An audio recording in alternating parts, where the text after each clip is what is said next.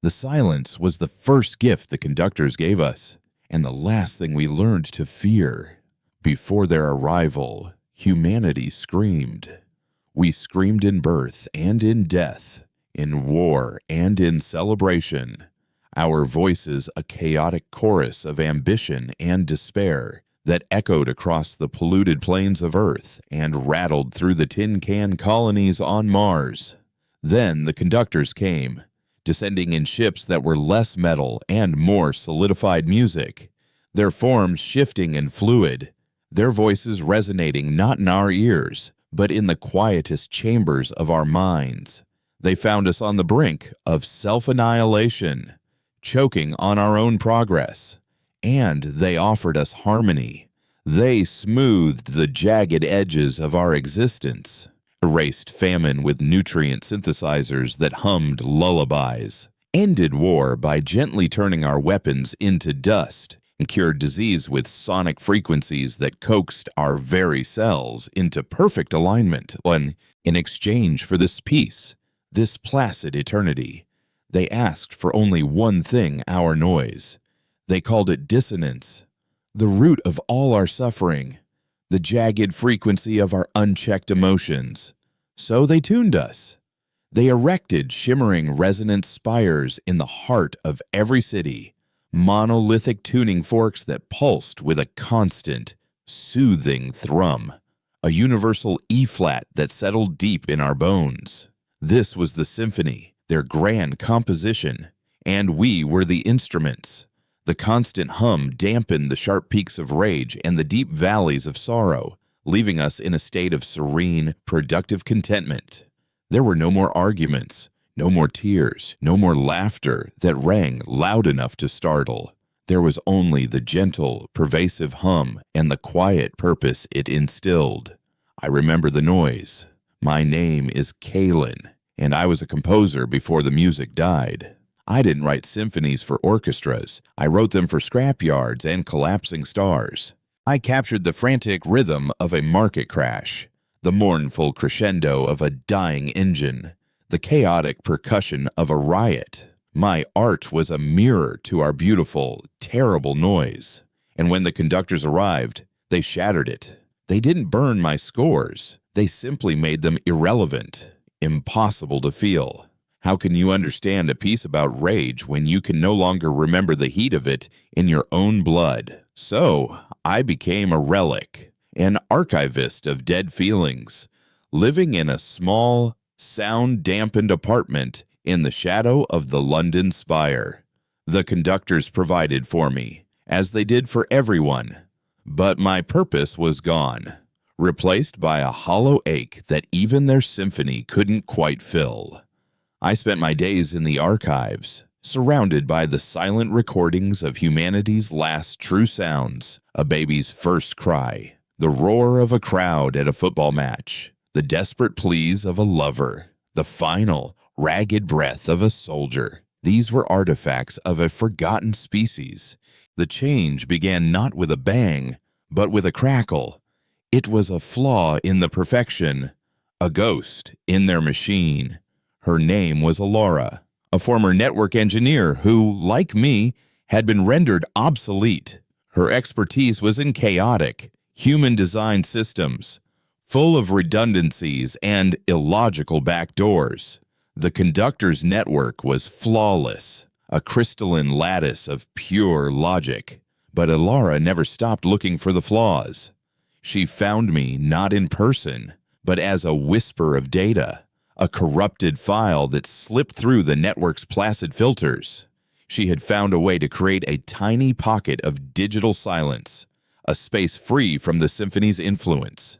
And in it, she sent me a single illegal sound file, a recording of a string snapping on a cello, sharp, ugly, and utterly, breathtakingly real. It was the first dissonant note I had heard in 20 years, and it felt like coming home. We met in the undertunnels, the abandoned circulatory system of the old city, a place the conductors had deemed too inefficient to reclaim. Down there, the spire's hum was weaker, a faint pressure against the skull rather than a constant bath. Alara was sharp, all nervous energy and eyes that still held the old, pre-symphony spark of restless intelligence. She looked at me not as a relic, but as a resource. "You understand noise," she said, her real voice raspy from disuse. "Not just the physics of it, the feel of it, the way it gets under your skin." She showed me her work on a scavenged terminal, its screen a chaotic spiderweb of code. She had discovered that the symphony wasn't just a broadcast, it was a conversation. The spires sent out the calming frequency, but they also listened, constantly monitoring the biosignatures of the population, searching for any flicker of emotional dissonance and subtly adjusting the hum to smooth it out before it could take root. "They aren't just suppressing us," she explained, her fingers flying across the keyboard. "They're feeding on us. The dissonance, the chaos they claim to erase, it's their power source. They take our raw emotion, our noise, and filter it, refine it, and use the purified energy to maintain their own existence and power the symphony." It was a horrifying revelation. We weren't just pacified, we were livestock, our very souls being siphoned to maintain the beautiful, sterile pasture they had built for us. But in that horror, Alara had found a vulnerability. If they need to process the noise, she reasoned, it means that raw, unfiltered, weaponized dissonance could overwhelm their filters. It could be like shoving a fire hose into a delicate irrigation system. It could break them. That was where I came in. She didn't need a soldier or a saboteur. She needed a composer. My task was to create the most monstrously, beautifully, humanly chaotic piece of music ever conceived. Not a symphony of instruments, but of feeling. I was to compose a weapon. For months, we worked in the suffocating silence of the undertunnels. Alara built the device, a Discord engine cobbled together from salvaged audio equipment, pre-conductor microprocessors, and parts cannibalized from their own maintenance drones. It was an ugly, brutal-looking thing, a web of wires and vacuum tubes that glowed with a sickly yellow light. My job was the score. I spent weeks in the archives, not just listening to the old sounds, but dissecting them, breaking them down to their core emotional frequencies. I took the jagged, panicked rhythm of a human heartbeat under extreme stress. I layered it with the piercing frequency of a scream, digitally stretched and sharpened until it became a physical blade of sound. I wove in the low, gut-churning rumble of mass grief, the sound of a city weeping. I added the unpredictable, feverish staccato of pure, animal rage. It was an anti-symphony, a composition of everything the conductors had tried to erase. Each note was a violation. Each chord was a memory of pain. It was the sound of what it meant to be human, in all our flawed and terrible glory. Alara translated my composition into a wave of pure data, a concentrated beam of psychic and sonic disruption. "This won't just be audible," she warned, her face pale in the glow of the terminal. "It will resonate directly with their neural architecture. To them, this won't be a sound. It will be an existential threat. It will feel like their own minds are tearing apart." We needed a target, a place to test our weapon.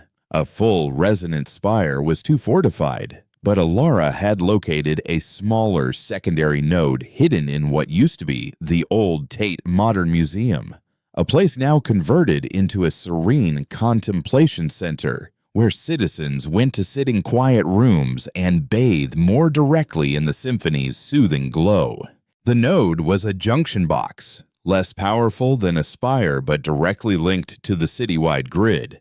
If we could disrupt it, even for a moment, we would know if our theory worked. The night we moved was thick with the unnatural calm that had become our weather. The streets were clean, empty, bathed in the soft, silver light of the conductor's orbital lamps. No one was out. No one was ever out. They were all in their homes, peacefully absorbing the E-flat hum, their dreams as placid and predictable as their waking hours. We moved through the service tunnels, the engine heavy and awkward between us. Entering the contemplation center, HFY was like stepping into the heart of the machine. The hum was so powerful here it was a physical pressure, a weight on my chest that made it hard to breathe. The air was still and cool. The walls were bare, white, and seemed to absorb all sound. In the main hall, dozens of people sat on simple benches, their eyes closed, their faces slack with a kind of blissful emptiness. They were beautiful, like statues, and I felt a pang of something pity, or perhaps jealousy for their peace. Alara led me to a maintenance corridor behind a featureless wall. The node was a pulsing, crystalline sphere suspended in a magnetic field, lines of light flowing from it into the walls and floor. It was the source of the oppressive tranquility in the room, the heart of the local symphony. "Ready," Alara whispered, her voice barely a tremor. I nodded, my own heart hammering a chaotic rhythm against my ribs, a dissonant beat in a world of perfect time. She connected the Discord engine to the node's control panel with a series of magnetic clamps. "I'm bypassing the primary filters," she murmured, sweat beading on her forehead. "When I give the signal, it's going to hit them with everything at once. We'll have maybe 30 seconds before their system identifies the source and purges the connection. 30 seconds to see if this works." She looked at me.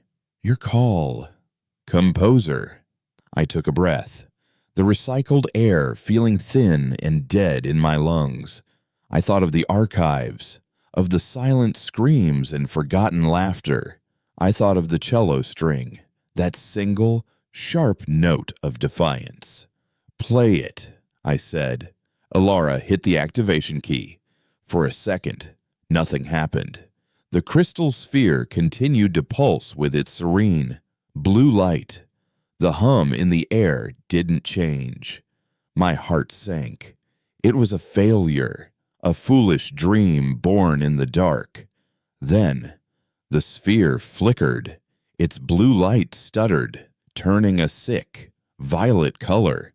A sound bled into the room, not from the engine, but from the node itself. It was a high-pitched whine, like feedback, like a nerve being scraped raw.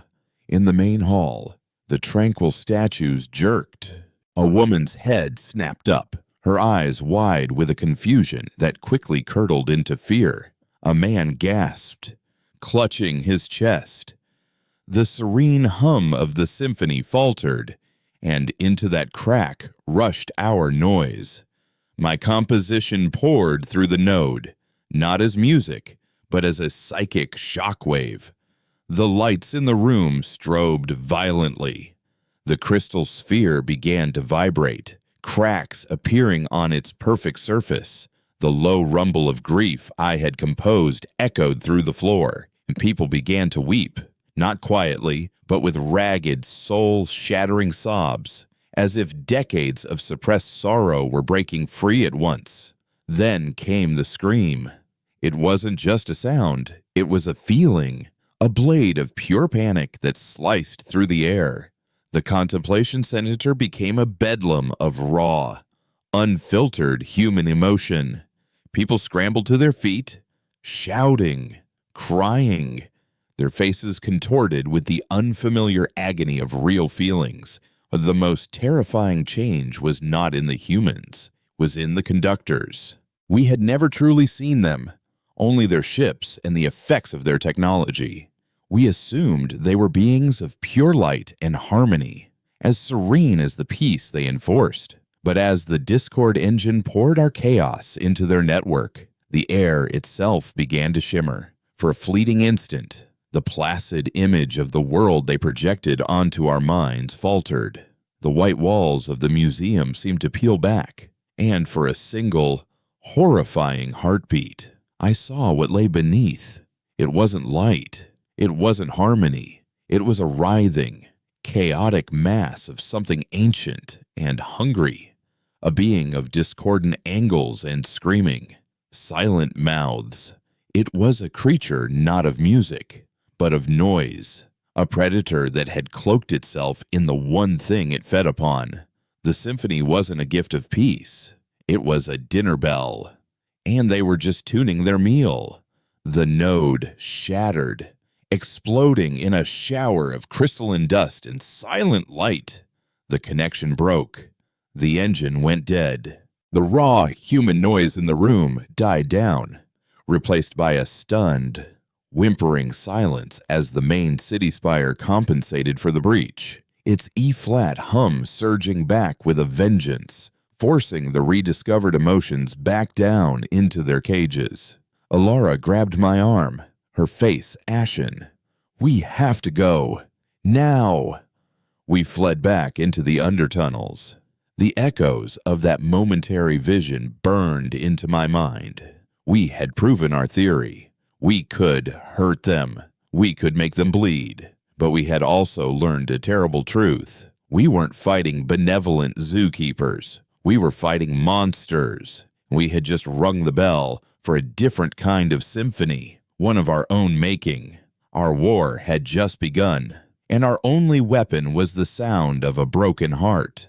The vision of the conductor's true form clung to me like grave dust, a parasite of memory that festered in the quiet moments. Down in the dripping, metallic dark of the undertunnels, with the city's placid hum a distant, predatory purr, I found myself trying to score the image. What was the sound of a silent, screaming mouth? What was the rhythm of a being made of discordant angles? I sketched notes on scraps of paper under the weak light of a battery-powered lamp, my hand shaking, not with fear, but with a terrible, exhilarating clarity. My entire life, I had been composing reflections of a world I thought was real. Now, for the first time, I was writing for the thing behind the curtain. Alara, ever the pragmatist, saw not a monster but a machine with a newly discovered weakness. She worked relentlessly, stripping down the Discord engine, her face illuminated by the angry orange glow of a soldering iron.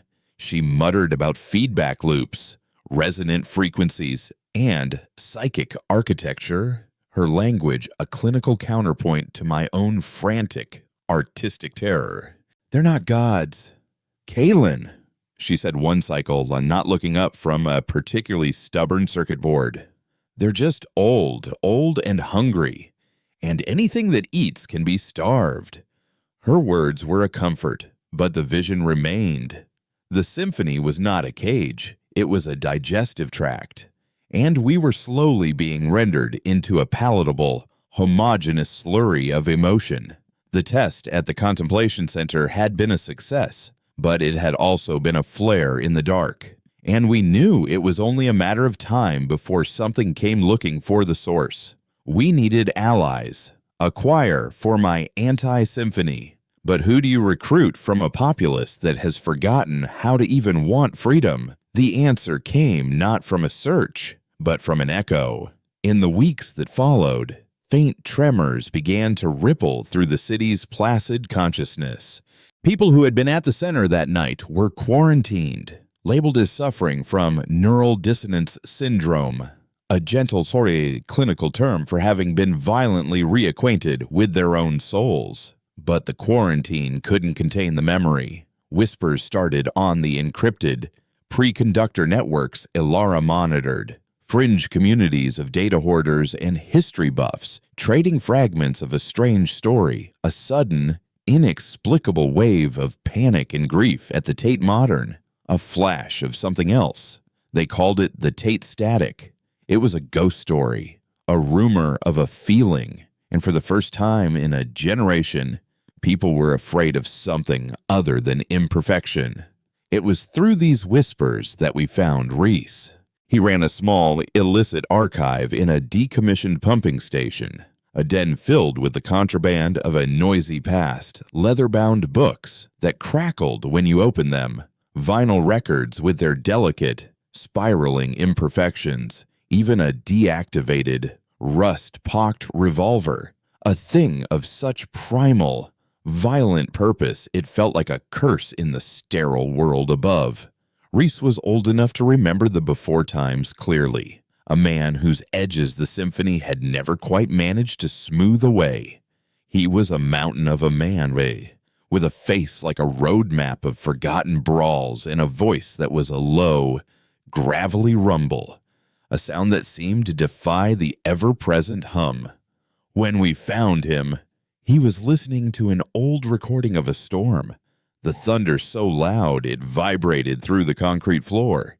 He looked at us with shrewd, tired eyes. "The Tate static," he grunted, cutting the power to the speakers. "That was you." When we didn't confirm or deny it, but Alar laid out the schematics for the Discord engine on his workbench. He stared at them for a long time, tracing the ugly voids and functional lines with a thick finger. "It's a noise machine," he said, a slow, dangerous smile spreading across his face. "You made a goddamn noise machine." He didn't need convincing. He had spent 20 years curating the memory of what had been lost. The chance to help bring it back was a pilgrimage he had been waiting to begin. He gave us the pumping station as a new, more secure base of operations and, with it, his network.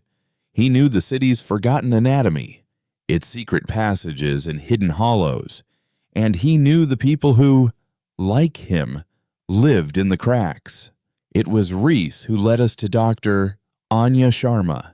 We found her in a hydroponics lab tucked away in the deepest levels of the undertunnels, a place where the symphony's hum was so faint it felt like a memory. Anya had been one of them, a human collaborator, a brilliant neurolinguist who had helped the conductors translate their music into a language human biology could understand. She had helped design the very system that pacified us, believing, as so many had, that it was a cure for humanity's violent, self-destructive nature. The guilt had since hollowed her out, leaving behind a brittle, fiercely intelligent woman with eyes that held the ghosts of every emotion she had helped erase. She had been secretly studying the long-term effects of the symphony, charting the slow atrophy of the human spirit. "It's not just suppressing she told us, her voice a hushed, urgent whisper as she showed us brain scans on her monitor. "It's rewiring us, the neural pathways for rage, for profound grief, for ecstatic joy. They're fading. They're being pruned. We're not just being quieted. We're being fundamentally simplified, made easier to digest." She confirmed our worst fears. The conductors were energy parasites, and the complex, chaotic energy of raw human emotion was their preferred food. The symphony was their way of tenderizing the meat. But Anya also brought a new, crucial piece to the puzzle. She had a deep, intimate understanding of the conductor's neurosonic interface. "Your weapon," she said, looking at Alara's engine. "It's a sledgehammer. It works, but it's indiscriminate. It batters the human mind just as much as the conductors. The people at the Tate, they didn't just feel fear. They were plunged into a state of emotional psychosis. I can help you refine it. I can help you turn that sledgehammer into a scalpel to compose a frequency that is precisely attuned to the conductor's alien neurology, something that is agonizing to them, but merely awakening for us." And so our quartet was formed: the composer, the engineer, the guardian, and the healer. We were a broken, obsolete little orchestra, preparing to play a concert for the end of a world. While we built our forces in the shadows, the conductors made their first move. It was not an army or a weapon, but a single being. They called it an auditor. The first reports were just more whispers. Stories of a man in a simple gray suit who would appear at the edge of a public space, perfectly still, just watching. He never spoke. His face was placid and unremarkable, but his presence was a vacuum. The gentle contentment of the symphony seemed to warp around him, creating a pocket of profound, unnerving emptiness. He was a hunter, and his prey was dissonance. We saw the results of his work through Ilara's network taps. People who had been spreading the story of the Tate static, who had expressed even the slightest flicker of curiosity or fear, would simply disappear from their homes. There was no struggle, no alarm. They were just gone, their digital and physical presence erased as if they had never been. The auditor didn't use force, it used harmony. Anya theorized it could project a highly concentrated frequency, a sonic scalpel that could sever a person's connection to their own identity, rendering them a docile, empty shell, easily led away. We named it Echo.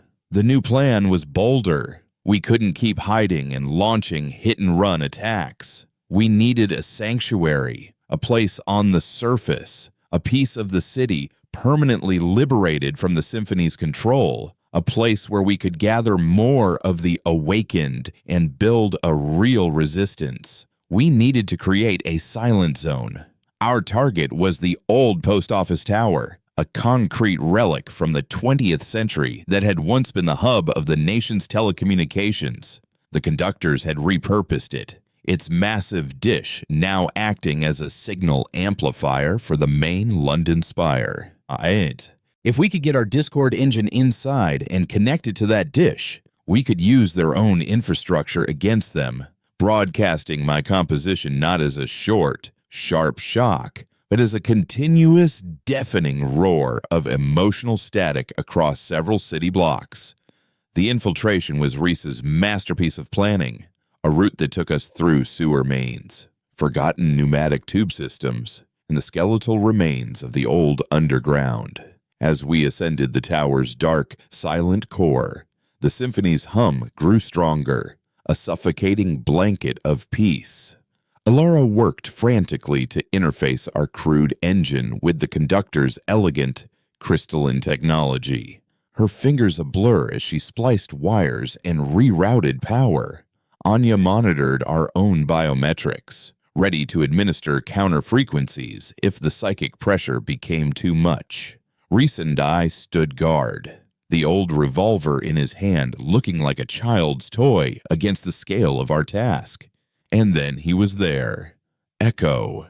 He didn't enter through a door. One moment the corridor was empty. The next, he was simply standing there at the far end, a gray man in a gray suit, his face a perfect mask of nothing. The air grew cold. The E-flat hum of the symphony around us warped, twisting into a new key, a note of pure, clinical dread. It wasn't a sound I had ever composed. It was the sound of utter despair, the frequency of a universe without hope. Reese raised the revolver, but his hand trembled, his face suddenly pale. "There's no point," he whispered, the sound thick with a sorrow that wasn't his own. "We've already lost." I felt it too, a cold, oily wave of hopelessness washing over me, extinguishing the fire of my anger, telling me my music was nothing, that our struggle was a child's tantrum in the face of an infinite, uncaring void. Kaylin. Anya's voice was a strained gasp in my ear through our comms link. "It's him. He's projecting. He's turning our own emotions into weapons." This was his art, his composition. He was a conductor of despair. My mind reeled, the carefully constructed edifice of my rage beginning to crumble. But as the wave of hopelessness crested, it crashed against something hard and sharp within me, the memory of the cello string, the sound of something breaking, the first note of defiance. I closed my eyes, not to shut him out, but to shut everything else out. I wasn't in the tower anymore. I was back in the archives, surrounded by the ghosts of human noise. I focused on a single sound, a baby's laugh, a pure, unthinking burst of joy. It was a weak, flickering candle against the hurricane of Echo's despair, but it was real. I held on to that frequency, nurtured it, and then, in my mind, I began to conduct. I brought in the roaring crescendo of a stadium cheering a last-minute goal. I layered in the defiant, percussive beat of a protest march, the sound of thousands of feet striking pavement in unison. I wove in the intimate, warm hum of a lover's whisper. I built a fortress of human noise in my own mind, a symphony of defiance against his solo of despair. The pressure in the corridor lessened. Reese grunted, shaking his head as if waking from a dream. The revolver steadied in his hand. Echo took a single, fluid step forward, his placid expression unchanged, but I could feel his focus, his surprise. He had expected a scream, and I had given him a song. "Now, Alara," I shouted, the words tearing from my throat. Alara slammed the final conduit into place. A deep, resonant hum filled the room as the Discord engine powered up, its vacuum tubes glowing like angry eyes. The broadcast dish atop the tower began to pivot, no longer amplifying the symphony, but preparing to shout our beautiful, terrible noise. Echo raised a hand, and the despair intensified. A final, crushing chord aimed directly at my heart. But it was too late. Alara hit the broadcast key. There was no sound in the room, but I felt it. A wave of pure, weaponized life erupted from the tower. The grief of 1,000 funerals, the rage of 100 riots, the joy of 1,000,000 births, all crashing together in a single, overwhelming, dissonant chord. The lights flickered and died. The symphony's hum shattered like glass. Echo convulsed, his gray, human form flickering, and for a terrifying second, I saw the writhing, chaotic thing beneath the suit, a creature of pure noise recoiling from a sound it couldn't process, couldn't digest, couldn't control. He vanished, not in a flash of light, but like a signal being lost, dissolving into static. We stood in the sudden, shocking silence, the only sound the ragged gasp of our own breathing. Alara looked at a portable monitor, a wild grin spreading across her face. "It's working," she breathed. "A 5-block radius, the symphony is gone. It's just quiet." We had done it. We had carved out a piece of the world for ourselves. But as we looked out the window of the tower, we saw the city responding. Lights were going out, transport tubes were halting, and in the distance, the main resonance spire began to glow with a furious, ominous red. Our sanctuary was also a target. The war was no longer in the shadows. We were on the map now, an island of defiant noise in an ocean of placid silence. And the tide was about to turn. The silence that followed the shattering of the symphony was not empty. It was a vacuum, and into it rushed a universe of forgotten sound. For the first few moments, there was only the wind, a thin, lonely whistle through the tower's broken windows, a sound no one had truly heard in a generation. Then, from the streets 5 blocks below, the first notes of the new reality began to rise. It started as a murmur, a confused and questioning hum of human voices. Then a woman screamed, not in terror, but in a kind of shocked, painful ecstasy, as if a phantom limb had suddenly regained feeling. A car alarm, its system jolted by the psychic shockwave, began a frantic, rhythmic shriek. Someone laughed. A loud, ugly, beautiful braying sound that echoed off the concrete buildings. This was the overture to my symphony, a chaotic, atonal, and terrifyingly alive piece of music. Our silent zone was born screaming. In the days that followed, we became unwilling governors of this new, wild territory. Reese, in his element, organized the chaos, his rumbling voice a beacon of stability. He directed the dazed and weeping to makeshift shelters in abandoned office blocks and set up rationing systems for the food and water we could scavenge. Alara became the zone's architect, working to reinforce our broadcast, turning the post office tower into a fortress of defiant energy, a lighthouse against the placid ocean of the symphony. Her focus was absolute. Her only concession to the emotional storm raging around her, a new habit of nervously tapping out complex rhythms on any available surface. Anya, meanwhile, was our medic, but the wounds she treated were not of the flesh. She moved through the crowds of newly awakened citizens, a calm and steady presence, helping them navigate the brutal re-entry into their own emotional lives. She taught them how to breathe through a panic attack, how to name the ache of grief that had been suppressed for decades, how to recognize the unfamiliar heat of their own anger without being consumed by it.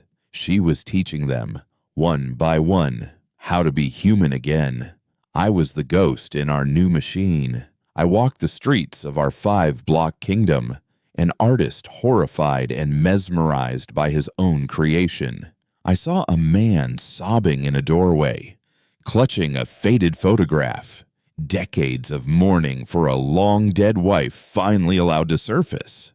I saw 2 women arguing, their voices sharp and shrill, their faces red with a fury that was as pure and vital as a lightning strike. I saw teenagers who had grown up in a world without impulse, chasing each other through a derelict park, their whoops and hollers, the sound of minds finally unchained.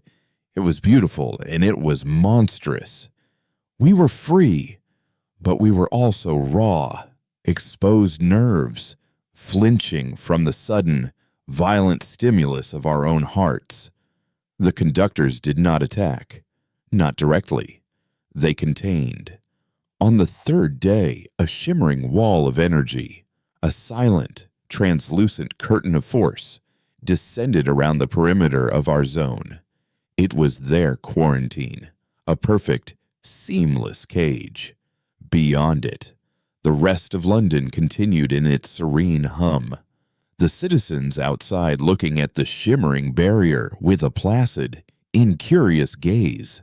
The dissonance on our side of the wall simply not registering in their tuned minds. We were an island, cut off and left to fester. It was a siege, but the enemy was not just outside the walls. It was inside us, too. Not everyone welcomed the return of feeling. Some were broken by it, their minds unable to cope with the sudden deluge. They wandered the streets, their eyes vacant, muttering to themselves, lost in the feedback loop of their own resurrected trauma. A fragile community began to form, a society built on the shared, shocking experience of awakening. Reese established a council. Anya set up counseling groups. Alara rigged a makeshift communications network so we could talk to each other across the blocks. We were creating a new culture, a culture of noise, of feeling, of messy, complicated life. And for a while, it felt like a victory. Then the conductors revealed their next composition. It began subtly, a low, barely perceptible frequency that seemed to come not from the spire, but from the quarantine wall itself, an insidious hum that vibrated at the very edge of hearing. Anya was the first to notice it, her instruments detecting a new sonic element bleeding into our zone, too faint to be the symphony, but structured, deliberate. She called it the wail. It wasn't a weapon of suppression, it was a weapon of amplification. The wail didn't erase our emotions. It took the fledgling feelings we were all grappling with and twisted them, feeding them, pushing them to their most destructive extremes. The first victim was the man I had seen weeping in the doorway. He had been making progress in one of Anya's groups, learning to live with his grief, but under the influence of the whale, his sorrow curdled. It became a bottomless, black despair, a gravity well of hopelessness that pulled him down until he simply lay down in the street and refused to move, wasting away in a catatonia of pure grief. The two women who had been arguing their anger, amplified by the whale, became a homicidal rage. Reese's enforcers had to physically restrain them as they tried to kill each other over a dispute about a can of preserved peaches, their faces masks of pure, animalistic hatred. Fear became paranoia. The trust we had carefully built began to erode. People started hoarding supplies, barricading their doors, looking at their neighbors with suspicion. The joyous shouts of the teenagers in the park turned into the panicked shrieks of a mob as a wave of collective hysteria sent them fleeing from imaginary shadows. Our sanctuary was becoming an asylum, and the inmates were running it. The conductors were using our own noise, our own humanity, as the weapon. My symphony of liberation was being remixed into a symphony of self-destruction. We gathered in the tower, the heart of our now diseased kingdom, the four of us ragged and frayed. "It's a resonance attack," Anya explained, her face pale, her hand shaking as she pointed to a waveform on her monitor. "It's not broadcasting despair or anger. It's broadcasting a catalyst frequency. It finds the dominant emotional energy in a person and amplifies it exponentially. It's turning our own hearts into bombs." Alara was pacing like a caged animal. "I can't block it. The frequency is too complex. It shifts and adapts. It's woven into the very fabric of the quarantine field. To block it, we'd have to bring the whole wall down, and we don't have that kind of power." "Then we fight it," Reese growled, his hand resting on the butt of his old revolver. "We keep order. We lock people down until this passes." "It won't pass, Reese," Anya said softly. "It will only get stronger. They're tuning it, refining it. They're learning what hurts us most."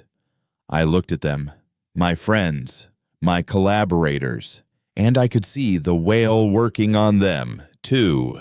Alara's focused energy was fraying into frantic anxiety. Reese's protective strength was hardening into aggressive paranoia. Anya's clinical compassion was being eroded by a creeping, weary hopelessness. And in me, the artistic pride I felt for my creation, for the beautiful, chaotic noise we had unleashed, was twisting into a monstrous, suffocating guilt.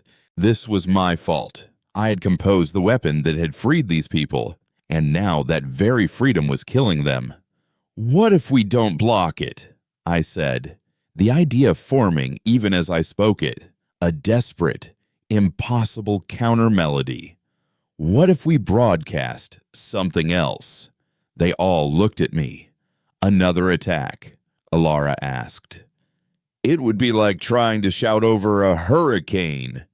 "Not an attack," I said, moving to a terminal, my fingers finding the keys of a soundboard program.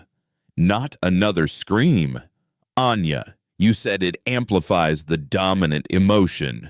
"Right. So what if the dominant emotion isn't rage or despair? What if it's something else?" I began to work, not with the sounds of chaos and pain from the archives, but with new sounds.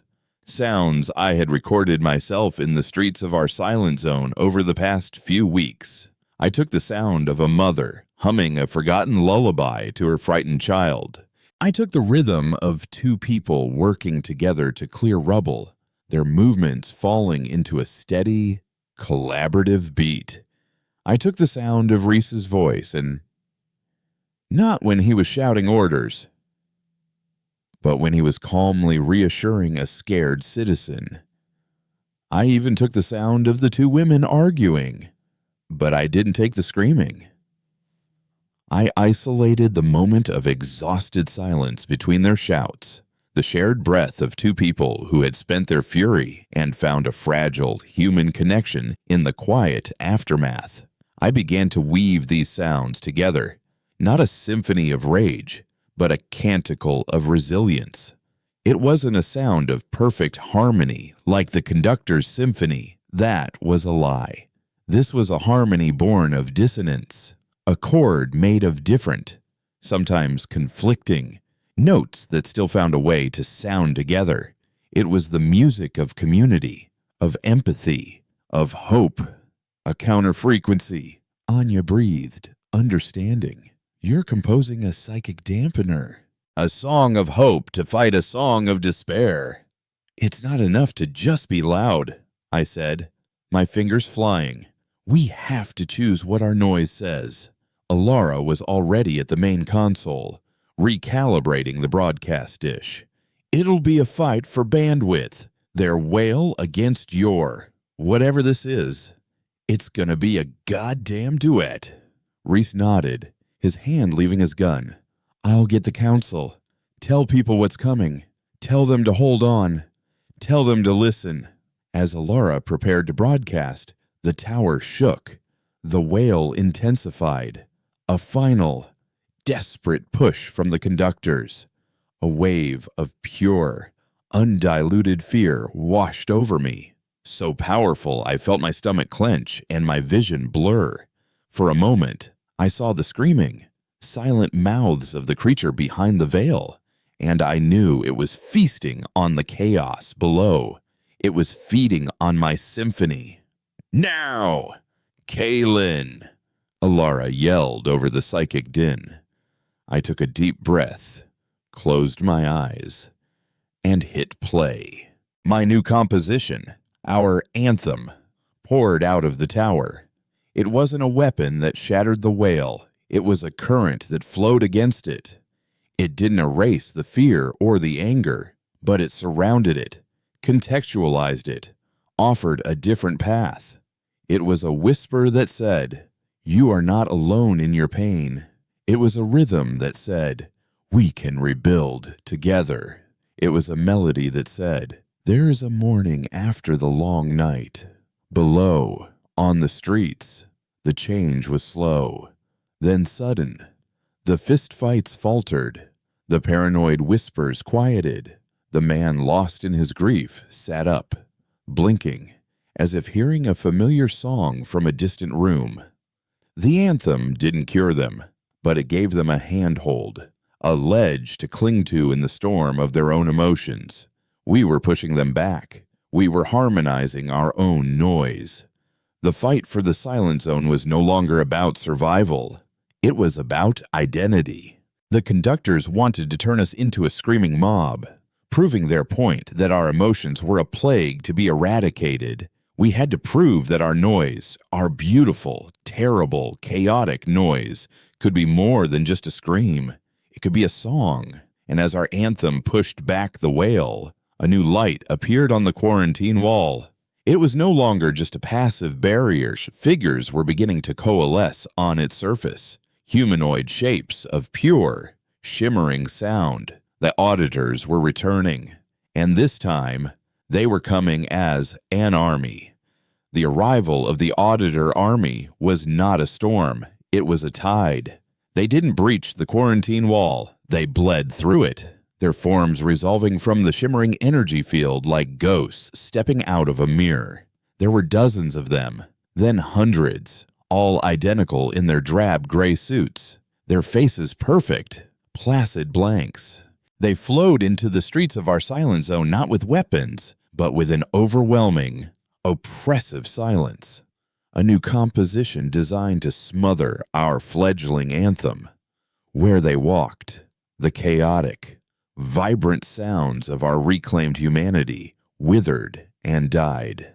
The laughter of children turned to hushed whispers. The lively debates in the new public squares faded into uneasy murmurs. The very air seemed to grow thick and heavy, absorbing sound like cotton. They were walking dead zones, and their target was the post office tower, the heart of our defiant music. Our people, battle-hardened by the psychological warfare of the whale, did not panic. They fought back. Reese had organized them into a militia of the mind. As the auditors advanced in their silent, inexorable lines, our people met them not with bullets or blades, but with noise. They banged on pots and pans. They screamed passages from forbidden poetry. They played discordant notes on salvaged instruments. They sang the old, chaotic, joyful songs of the before times. They threw the raw, beautiful mess of their rediscovered culture at the advancing wave of perfect, sterile silence. It was a war of acoustics, a battle of the bands for the soul of the city. And for a few desperate hours, we held them at bay. The streets became a surreal battleground where a line of gray-suited figures would be halted by a group of citizens roaring an ancient football chant, their combined voices a raw, physical barrier of sound. But the auditors were relentless. For everyone that faltered, its form flickering under the sonic assault, 2 more would step forward to take its place. They were an infinite army, drawn from the endless reserves of the symphony. And we were just a handful of broken voices. From our command center in the tower, we watched the battle unfold on Alara's makeshift monitors. We were broadcasting the anthem at full power, a constant stream of resilience and hope that served as the backbone for our people's sonic defenses. But it wasn't enough. "They're adapting," Anya said, her voice tight with strain. She pointed to a display showing the auditors' energy signatures. "They're not trying to silence the noise anymore. They're harmonizing with it. They're taking our people's shouts, their songs, and subtly altering the frequency, tuning it, turning it into a carrier wave for the symphony's core E-flat.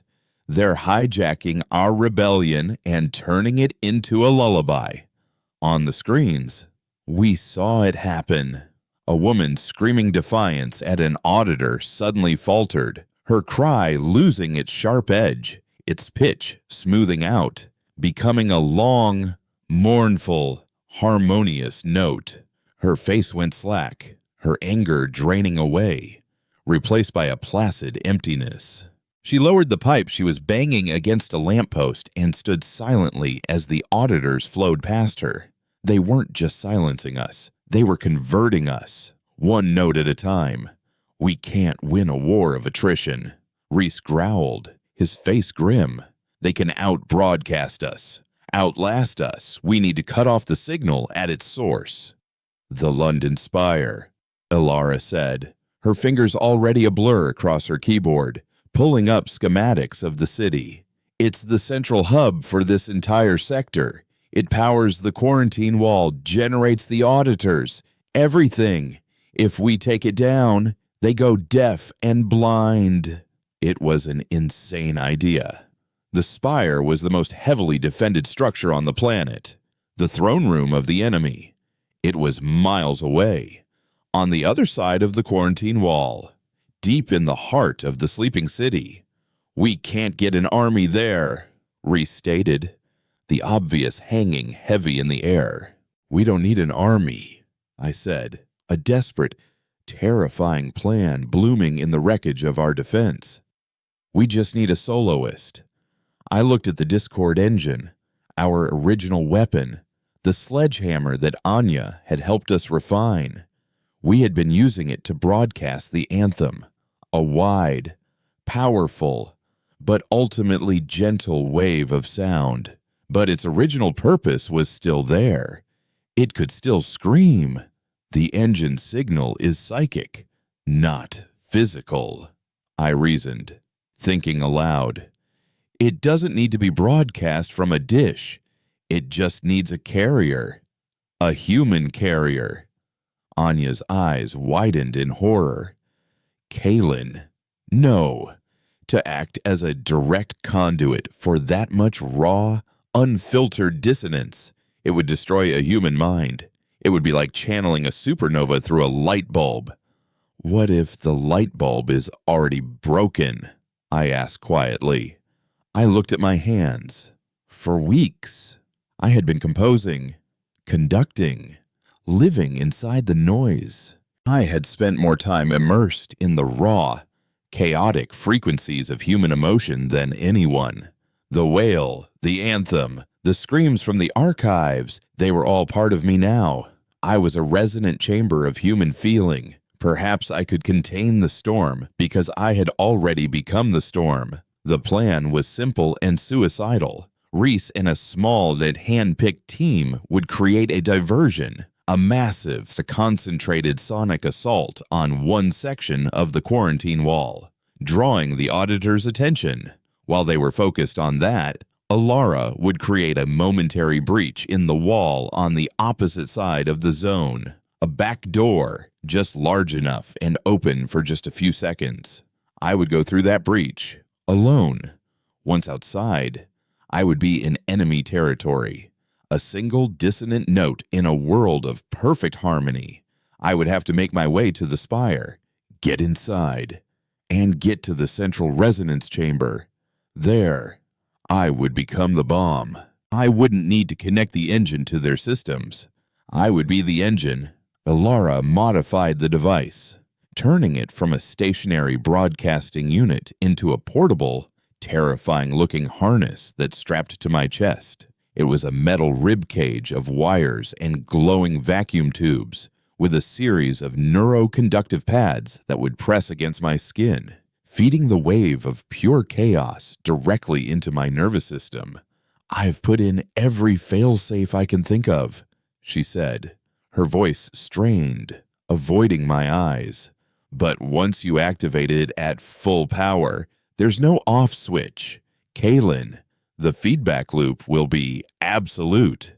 Every symphony has a final movement," I said, trying for a smile that didn't quite reach my eyes.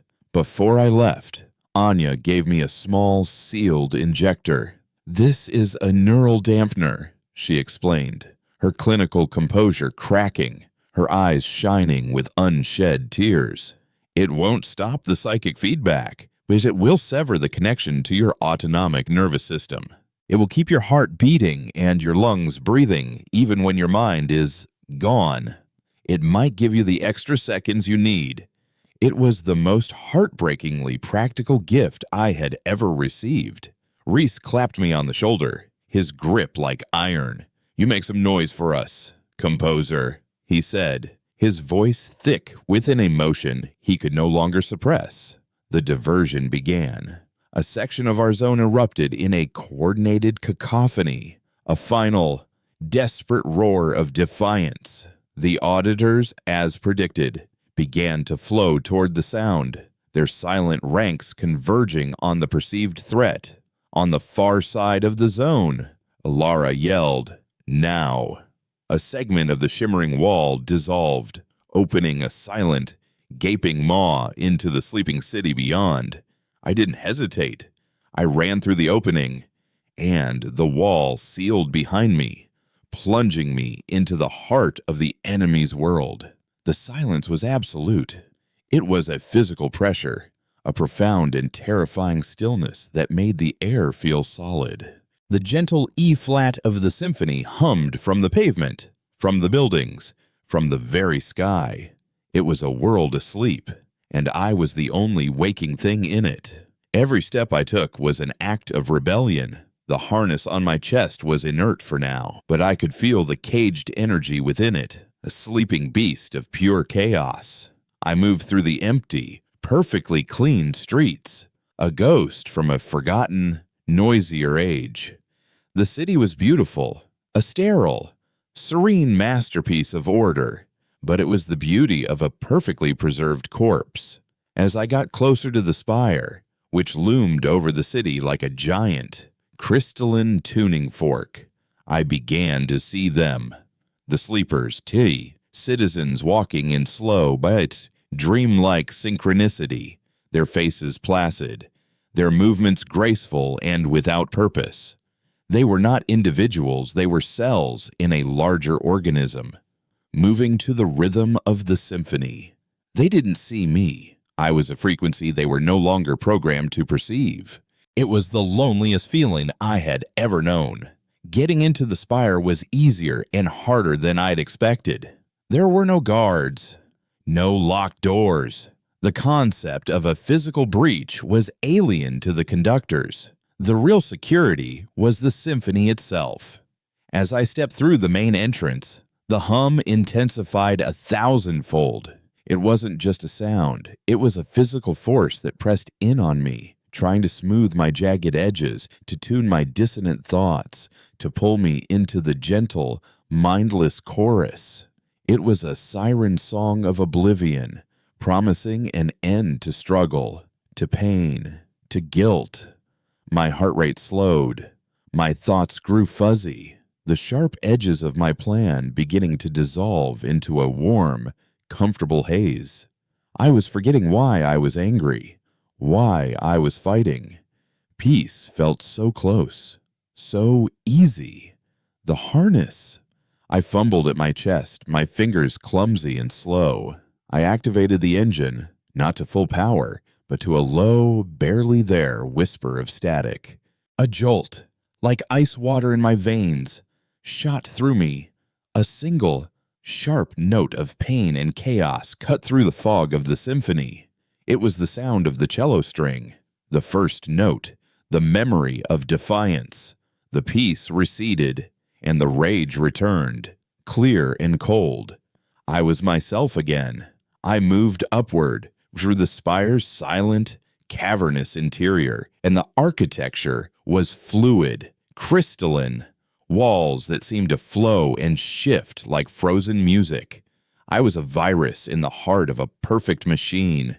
At the top of the spire, I found it, the resonance chamber. It was a vast, spherical space. In the center, suspended in a web of silent energy, was a crystal the size of a house, a flawless, multifaceted gem that pulsed with a slow, steady, blue light.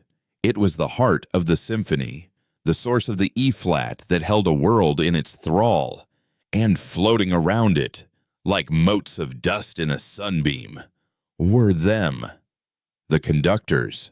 I saw them in their true form, no longer hidden behind a psychic veil.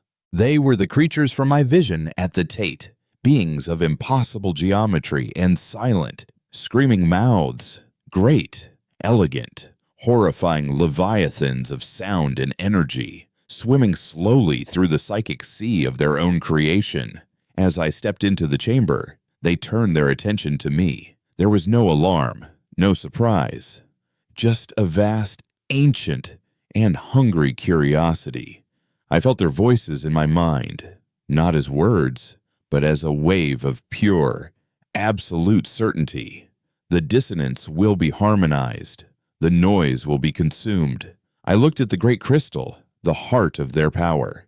I looked at the ancient and cosmic horrors that had fed on my species for a generation. I thought of Alara, of Reese, of Anya. I thought of the man weeping in the doorway. I brought the injector Anya had given me to my neck. "The concert's not over," I whispered, my voice shockingly loud in the silent chamber. I pressed the plunger, the neural dampener flooding my system with a cold fire. "It's just getting to the encore." I placed my hand on the activation plate of the Discord engine. The screaming mouths of the conductors opened wider, not in sound, but in anticipation. They thought they were about to feast. I smiled, and then I conducted my final symphony. The moment I pressed the activation plate, the universe was unwritten and then rewritten as a single, deafening chord of pure existence. It was not a sound that entered my ears. It was a sound that erupted from the core of my being, tearing through every cell, every memory, every last shred of who I had been.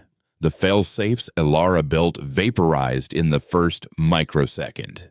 The neural dampener Anya gave me kept my body from tearing itself apart, a fragile vessel holding an exploding star. My mind, however, was obliterated, but it was not an ending. It was a transfiguration. I became the symphony. I was the frantic, terrified heartbeat of the soldier in the trench and the slow, weary sigh of the old man on his deathbed. I was the sharp, metallic tang of a lover's blood on the tongue and the warm, milky scent of a newborn child. I was every betrayal, every act of kindness, every whispered lie, every shouted truth, every forgotten dream, and every celebrated victory of my species, all happening at once. The totality of human noise, the beautiful, terrible, chaotic data of our existence, poured through me, and I screamed it into the heart of the spire. The conductors, floating in their serene, psychic sea, turned toward this new, overwhelming sensation with the blind, instinctual hunger of their ancient race. They opened their silent, screaming mouths to feed, to harmonize this ultimate dissonance.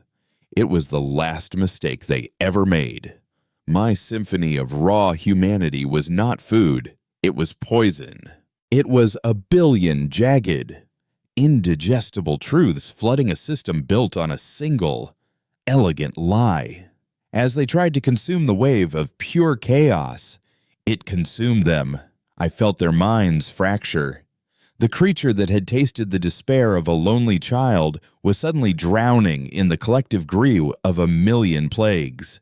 The one that savored the placid contentment of a tuned mind was torn apart by the white-hot rage of 1,000 wars. They began to unravel, their impossible forms losing cohesion, their silent screams becoming audible for the first and last time, a chorus of shrieking static, the sound of gods dying.